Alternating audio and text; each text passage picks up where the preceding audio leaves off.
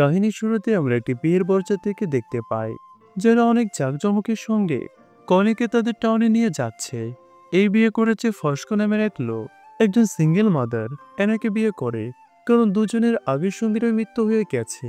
আনার একটি মেয়েও আছে, যার নাম হচ্ছে সেন্টিনা। সেও মায়ের সঙ্গে নতুন বাড়িতে যাচ্ছে। এরপর আমরা দেখি বিয়ের আনন্দে ফস্কো তার টাউনের লোকদের জন্য একটি বড় সড়ো লাঞ্চ পার্টি আয়োজন করেছে।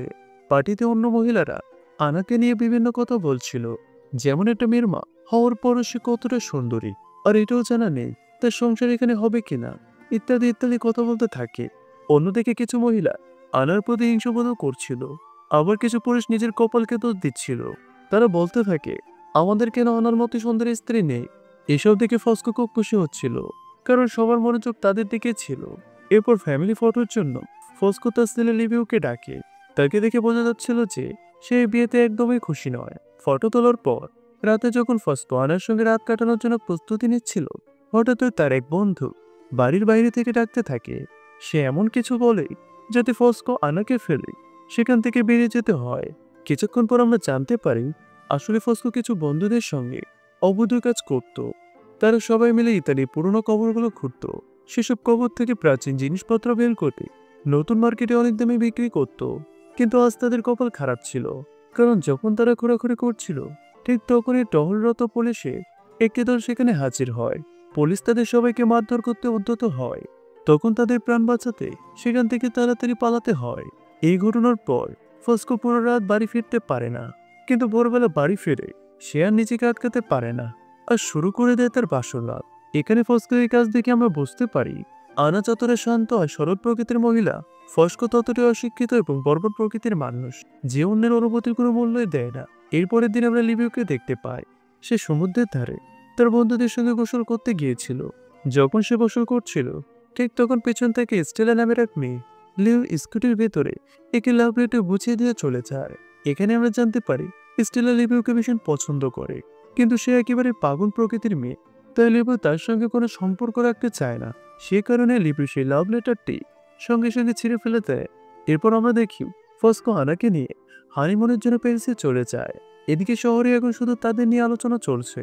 সন্ধ্যার সময় যখন সব পুরুষ একসঙ্গে আড্ডা দিচ্ছিল, তখন সবাই হাসি তামাশা করে বলছিল ফস্কো নিশ্চয়ই হানিমুনে সারা রাত তার বিছানা গরম করছে, এমনকি হয়তো দুপুরে ওভারটাইমও করছে।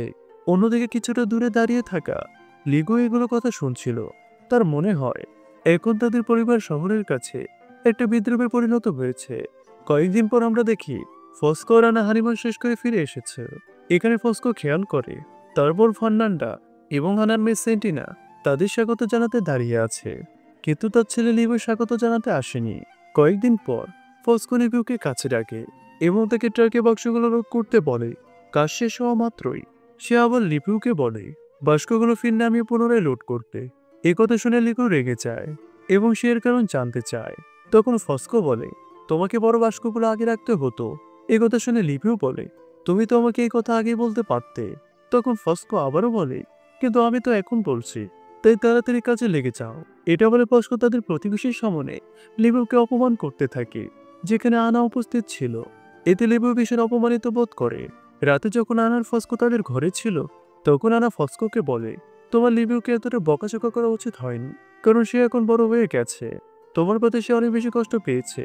এটা শুনে ফস্কো বলে, এমনটা নয়, কারণ সে আমার বকাচকা অভ্যস্ত হয়ে গেছে, আর তুমি দেখবে খুব তাড়াতাড়ি সে সব ভুলে যাবে। এটা বলে সে আনার সঙ্গে আবারও অন্তরঙ্গ করতে শুরু করে, কারণ কাল থেকে কয়েকদিনের জন্য অন্য শহরে সে বাক্সগুলো ডেলিভারি দিতে যেতে হবে। এরপর পরে সকালে সে রওনা হয়ে যায়। অন্য দৃশ্যে আমরা দেখতে পাই লিভিউ তার ছোট বোনকে গল্প শোনাচ্ছে।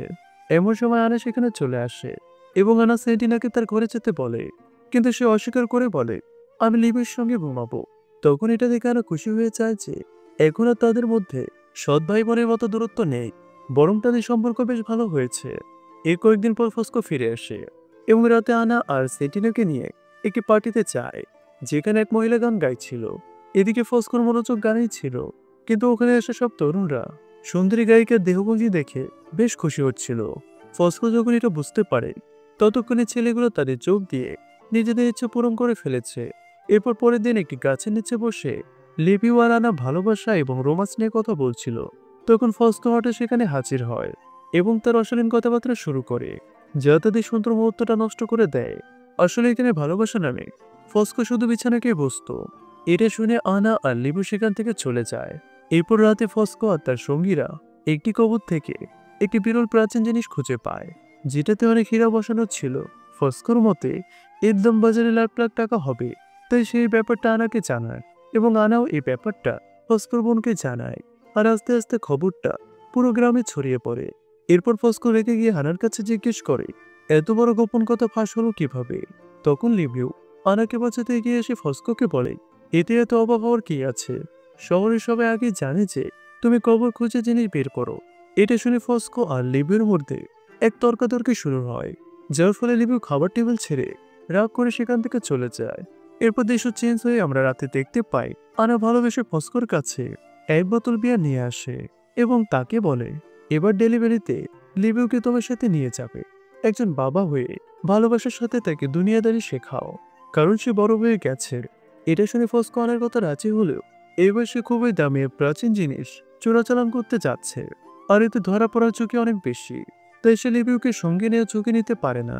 তারপর পরের দিন সকালে আমরা দেখি লিবিউ তার দুষ্টুমি পাগল বন্ধুদের সঙ্গে সমুদ্র সৈকতে সাঁতার কাটছে। অন্যদিকে স্টেলা লুকিয়ে বসে চুপি চুপি তাকিয়ে দেখছে, কিন্তু হঠাৎ এক ছেলের চোখ স্টেলার দিকে পড়ে যায়। আর তখনই তারা সবাই নিজেদের অস্ত্র স্টেলাকে দেখাতে শুরু করে। স্টেলা এগুলো দেখা মাত্র ভয় পেয়ে সেখান থেকে দৌড়ে পালিয়ে যায়। এরপর আমরা দেখতে পাই এইবার কষ্ট না দেখার সুযোগে আনা আর লিবের মধ্যে ভালো কথা হতে শুরু করে। তারা দুজন বন্ধুদের মতো একে অপরের সঙ্গে বেশি সময় কাটাতে থাকে। কিন্তু কয়েকদিন পর খবর আসে প্রাচীন জিনিসপত্র চোরাচালানের সময় পুলিশ ফস্কোকে গ্রেপ্তার করেছে। এই খবর শোনা মাত্র আনা তৎক্ষণাৎ লিবিউকে নিয়ে ফস্কোর সঙ্গে দেখা করতে যায়। যদিও পরিস্থিতি খুব গুরুতর ছিল, কিন্তু তারপরে ফস্কো শান্ত আর আত্মবিশ্বাসী থাকে।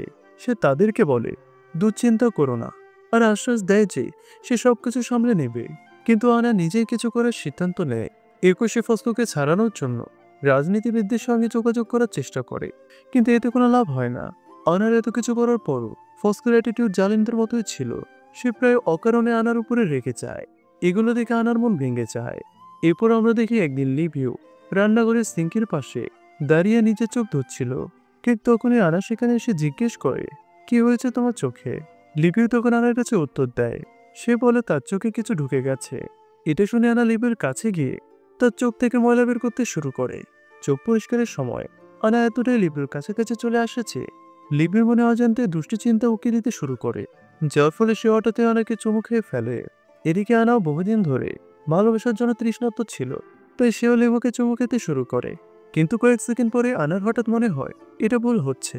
তারপর সে নিজেকে সামনে নিয়ে সেখান থেকে সরে যায়।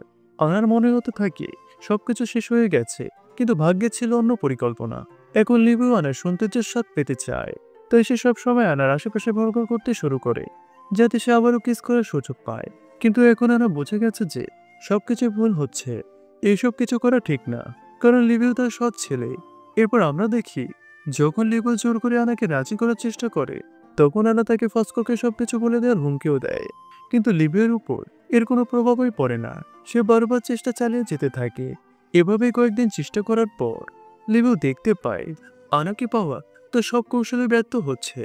তখন আনা লিবিউকে বোঝানোর চেষ্টা করে, কিন্তু লিবিউ কিছুই শোনে না, আর সে আবারও চেষ্টা চালিয়ে যেতে থাকে। পাশাপাশি সে বাজে কথাও বলতে শুরু করে, যা শুনে আনা রেগে ফেটে পড়ে আর লিবিউকে একটা জোরালো চড় মারে।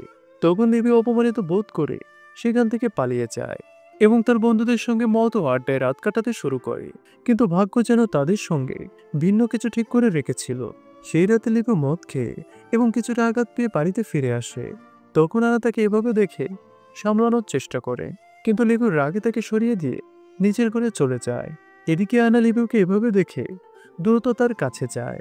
তাকে শান্ত করার জন্য আনা নিজের সব বাঁধন ভেঙে ফেলে এবং যা সে বহুদিন ধরে করতে চেয়েছিল তা সবকিছু করে ফেলে।